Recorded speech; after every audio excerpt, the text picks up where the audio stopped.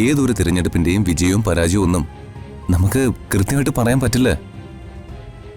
പ്രവചിക്കാൻ നമുക്ക് ആർക്കും ഒരു സിക്സ് സെൻസും ഇല്ല. പക്ഷേ ഇതിനൊക്കെ ഒരു കോമൺ സെൻസ് ഉണ്ട്.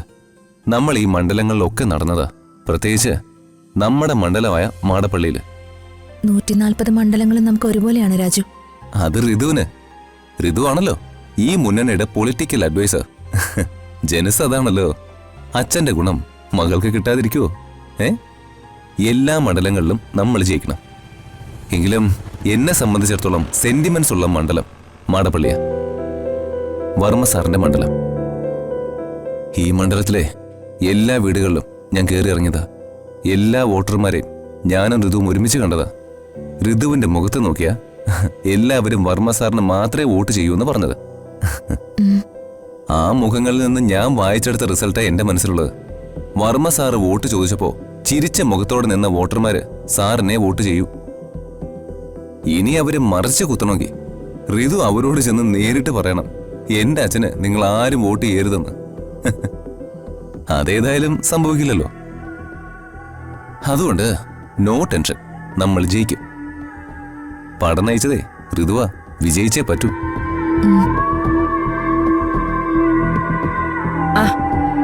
എന്താ രണ്ടുപേരും കൂടെ മുറ്റത്ത് നിൽക്കുന്നേ?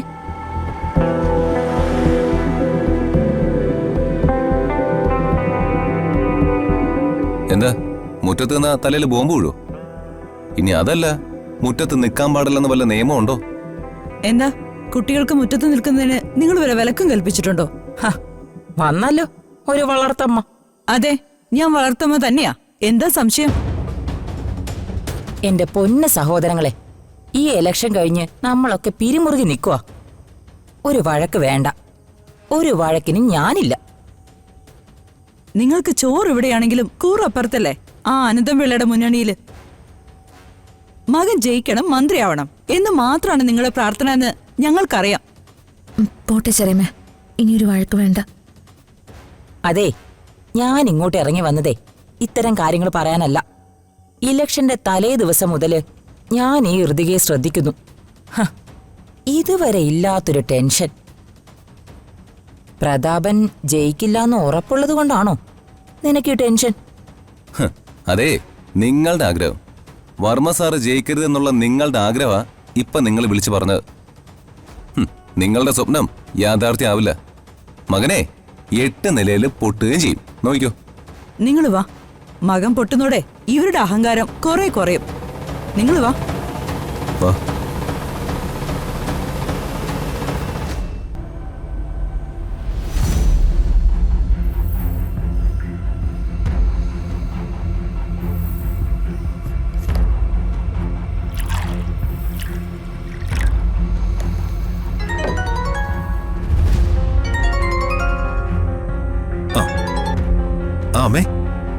എടാ ഋതികയെ ഡെഡ് സൈലന്റ്.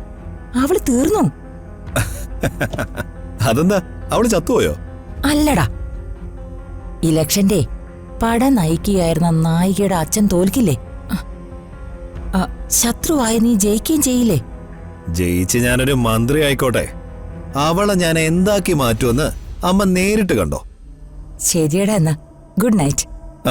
Good night.